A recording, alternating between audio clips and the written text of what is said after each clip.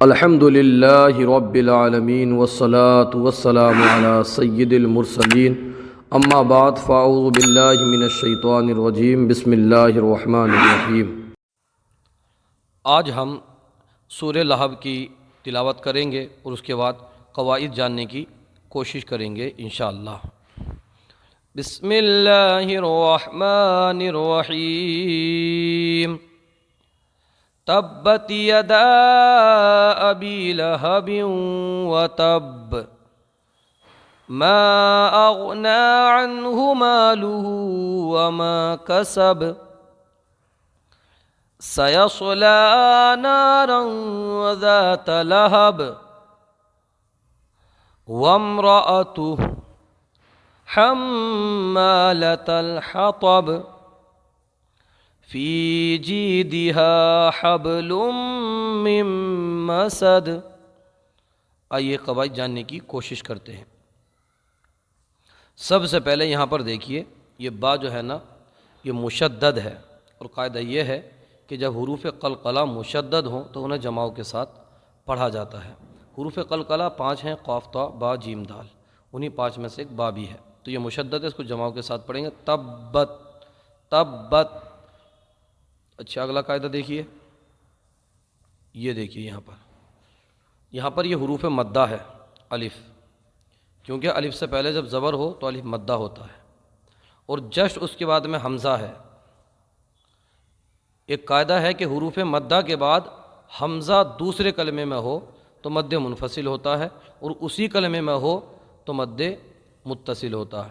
تو یہاں پر یدا الگ کلمہ ہے اور ابی الگ کلمہ ہے، تو یہاں حروف مدہ کے بعد حمزہ دوسرے کلمے میں ہے، ابی میں حمزہ ہے، تو یہاں پر مد منفصل ہوگا، یعنی 2 ڈھائی الف کھینچ کر ہم پڑھیں گے یدا ابی یدا، 2 ڈھائی الف اس کو یہاں پر کھینچیں گے ہم، یہاں مد منفصل ہوگا۔ یہاں پر دیکھیے یا ساکن میں مدہ ہوگا، اس لیے کہ یا ساکن سے پہلے اگر زیر ہو تو یا مدہ ہوتا ہے، اور یا مدہ کو 1 الف کے برابر کھینچ کر پڑھا جاتا ہے۔ یہاں پر با کے نیچے زیر ہے جو کہ یا سے پہلے ہے با، تو قاعدہ کیا ہے، یا ساکن سے پہلے والے حرف پر زیر ہو تو یا مدہ ہوتی ہے، اور حروف مدہ کو 1 الف کے برابر کھینچ کر پڑھا جاتا ہے۔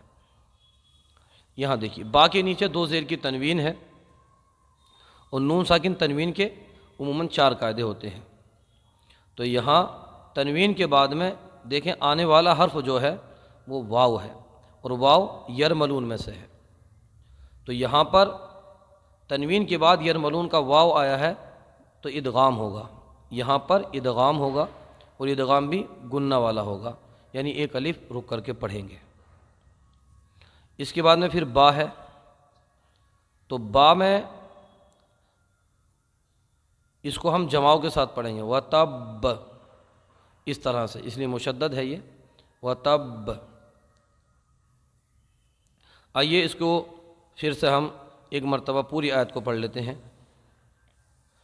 تبت یدا ابی لہب وتب تبت یدا ابی لہب وتب، یدا یہ مد منفصل، ابی یہ حروف مدہ، لہب یہ ادغام، وتب تبت یدا ابی لہب وتب۔ آگے قاعدہ دیکھتے ہیں۔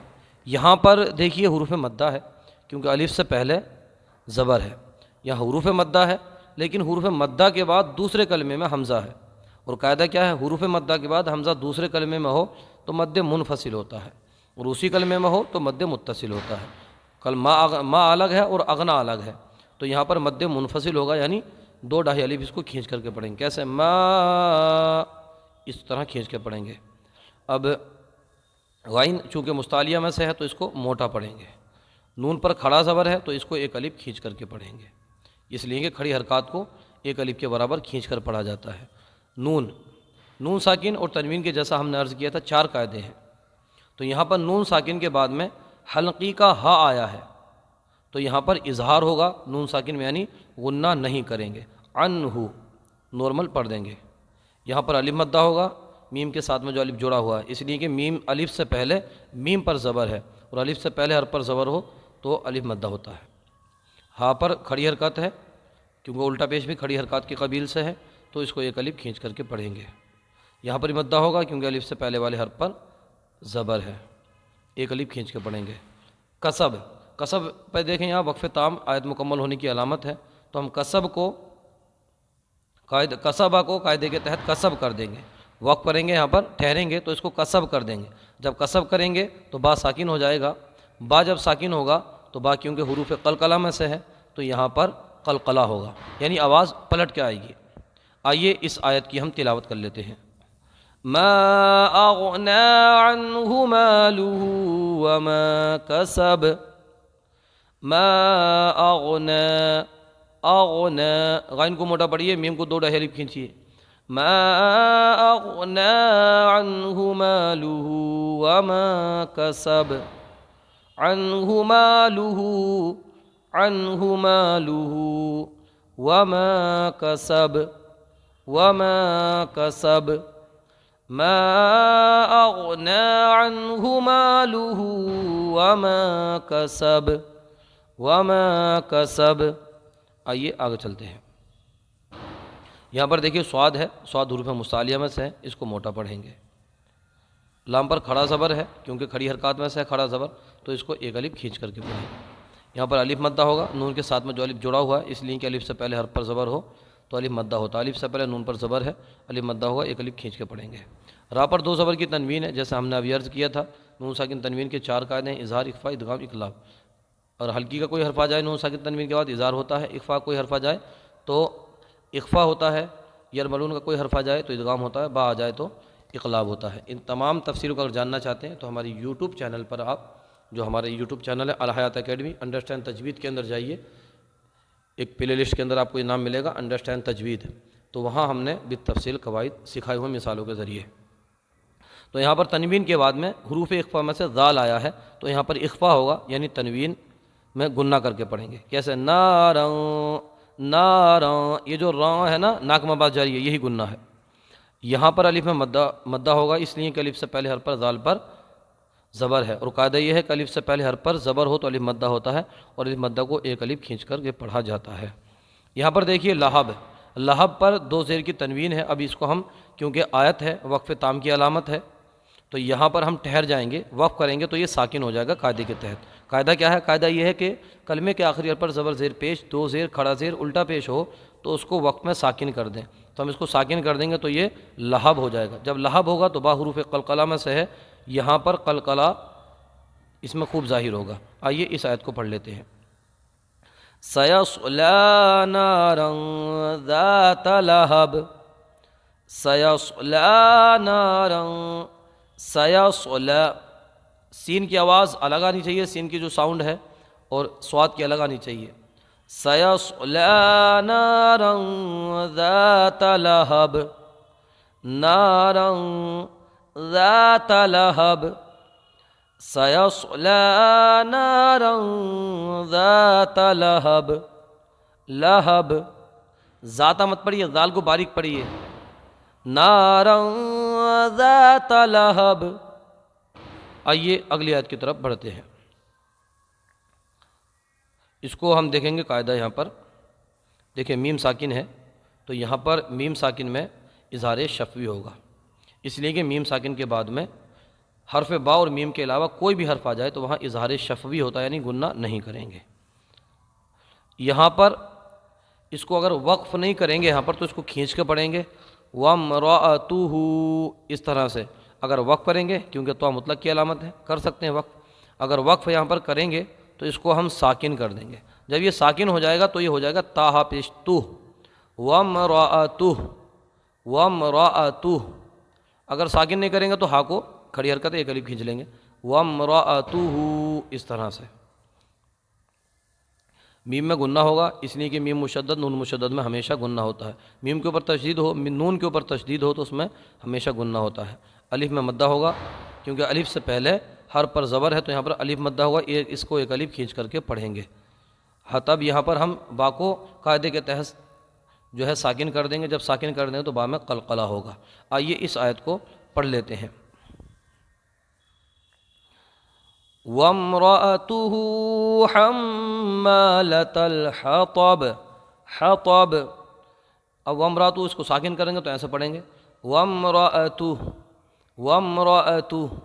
حَمَّالَةَ الْحَطَبِ، حَمَّالَةَ الْحَطَبِ، حمّا میں میم میں گنہ ہوگا، ایک الف رکیں گے، الف میں مدہ ہوگا اور حا کو برابر ادا کیجیے، حمّالَةَ الحطب، لت الحطب، پہلے لتل میں تا ہے، پھر حطب میں طا ہے، صاف ادا کیجیے، حمّالَةَ الحطب، لت الحطب۔ آئیے آگے بڑھتے ہیں۔ یا میں مدہ ہوگا کیونکہ یا ساکن سے پہلے زیر ہو تو یا میں مدہ ہوتا ہے، ایک الف کھینچ کے پڑھیں گے۔ اس یا میں مدہ ہوگا کیونکہ یا ساکن سے پہلے زیر ہے، اس لیے یہاں پر مدہ ہوگا، ایک الف کھینچ کے پڑھیں گے۔ الف مدہ ہوگا یہاں پر کیونکہ الف سے پہلے ہاں پر زبر ہے، ایک الف کھینچ کے پڑھیں گے۔ با میں قلقلہ ہوگا اس لیے کہ حروف قلقلہ میں سے ہے با، اور جب حروف قلقلہ ساکن ہو تو ان میں قلقلہ خوب ظاہر ہوتا ہے۔ ساکن وہ حرف ہوتا ہے جس کے اوپر جزم ہو۔ یہاں لام پر تنوین ہے تو تنوین کے جیسا ہم نے عرض کیا 4 قاعدے ہیں عموماً عام طور سے، انہی 4 قاعدوں میں سے ایک قاعدہ یہ بھی ہے ادغام کا۔ ادغام کب ہوتا ہے؟ جب یرملون کا کوئی حرف آ جائے، تو یرملون میں سے یہاں پر میم آیا، تنوین کے بعد حروف یرملون سے میم آیا ہے، گننے والا ادغام ہوگا، ایک الف رک کے پڑھیں گے۔ نون ساکن میں یہاں پر ادغام ہوگا، اس لیے کہ قاعدہ کیا ہے، نون ساکن تنوین کے بعد حروف یرملون میں سے کوئی حرف آ جائے تو ادغام ہوتا ہے، یعنی ایک الف رک کے پڑھتے ہیں، گنہ کر کے پڑھتے ہیں۔ تو یہاں میم ساکن آیا ہے، میم آیا یہاں پر، تو یہاں دونوں جگہ ادغام ہوگا، حبلم میں بھی ادغام ہوگا اور میم میں بھی ادغام ہوگا۔ مسد، دال کو ہم ساکن کر دیں گے قاعدے کے تحت، وقف تام آیت مکمل ہونے کی علامت ہے، دال ساکن ہو جائے گا تو یہاں پر قلقلہ کا قاعدہ پیدا ہوگا۔ آئیے اس آیت کو بھی پڑھ لیتے ہیں۔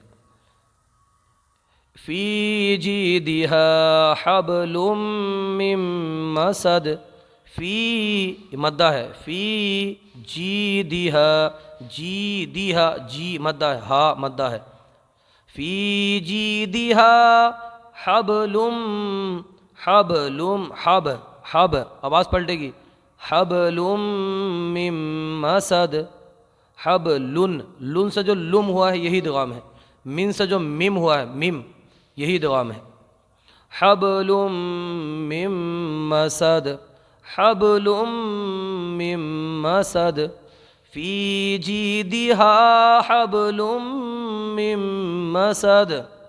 آئیے ایک مرتبہ اور تلاوت کر لیتے ہیں۔ بسم اللہ الرحمن الرحیم، تبت یدا ابی لہب وتب، ما اغنى عنہ مالہ وما کسب،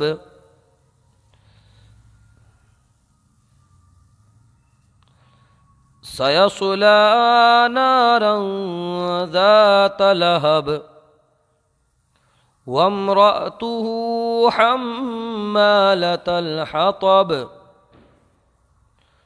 في جيدها حبل من مسد۔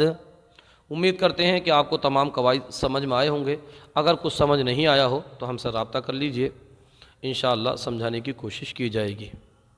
اگر کہیں غلطی ہوئی ہو تو نشاندہی فرما دیجئے، توجہ دلائیے، آپ کا بڑا احسان ہوگا۔ اگر آپ آن لائن پڑھنا چاہتے ہیں تو آپ ہم سے رابطہ کریں، اس کے بھی کلاسز ہم لیتے ہیں۔